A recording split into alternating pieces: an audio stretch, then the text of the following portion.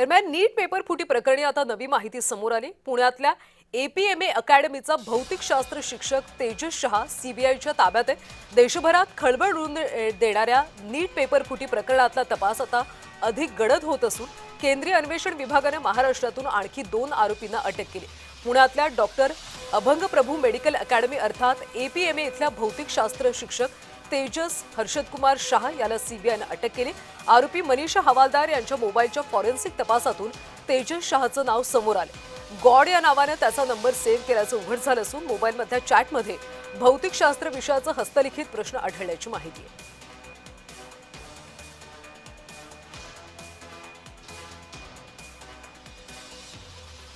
आणि या सगळ्या प्रकरणी आपण अधिकची माहिती घेऊयात आमचे प्रतिनिधी प्रीतम पुरोहित यांच्याकडून। प्रीतम, या सगळ्या प्रकरणामध्ये आता एका भौतिकशास्त्र विषयाच्या शिक्षकाला ताब्यात घेतल्याची माहिती मिळते। हा शिक्षक नेमका कोण आहे, काय अधिकची माहिती मिळते? कल्याणी, खरं तर आपल्याला माहिती आहे की देशभरामध्ये सध्या 2 क्लास चर्चेमध्ये आले। त्यातील पहिला मोठेगावकर लातूर होता, नीट पेपर फुटी प्रकरणी सगळा संबंध होता, आणि दुसरा संबंध अभंग प्रभू, त्याच्यामध्ये त्यांचा क्लासचा संबंध नाहीये। मात्र त्या क्लासमध्ये फॅकल्टी फिजिक्स या विषयाची फॅकल्टी म्हणून तो तेजस शहा जो होता तो इथे शिकवत होता ज्युनियरला 11वी-12वी।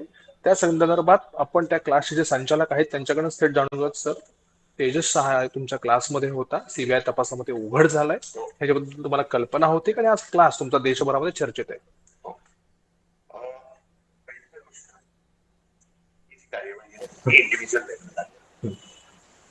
एपीएमए संस्थेचा त्याच्याशी काही संबंध, त्याला काही डाऊट्स क्लिअर करायचे होते की काही चॅप्टर्स जेई मेन मध्ये जे आहेत ते नीट मध्ये येतात का नाही, त्याच्यावरचे प्रश्न।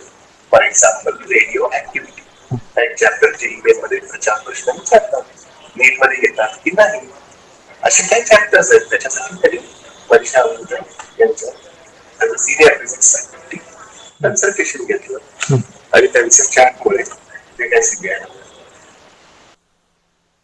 त्याला चौकशीसाठी घेतलंय हे मला कळलं, पण इन्स्टिट्यूटचा त्याच्याशी काही संबंध नाही। आमची प्रॅक्टिस ऍब्सोल्यूट वेळ इतके वर्ष त्या पेपर फुटीच्या ज्या काही प्रश्न आहेत आमच्या त्याच्याशी त्याचा काहीही मॅच तुम्हाला सीबीआय इथे आली, चौकशी केली,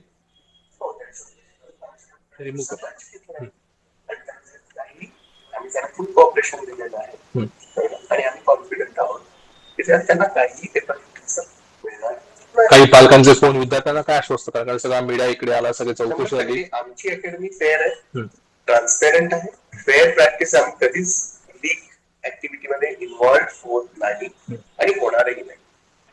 पण ही केस आता सबज्युडिस आहे। तेजस शहाची चौकशी होईल, चौकशीमध्ये आणखीन काही गोष्टी समजा समोर आल्या तर?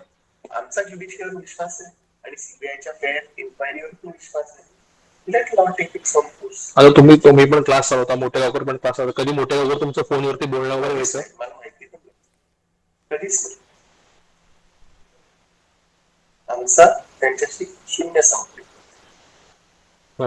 म्हणून परत एकदा सांगतो काय इन्स्टिट्यूट लेवलला आमचा काही संबंध नाही।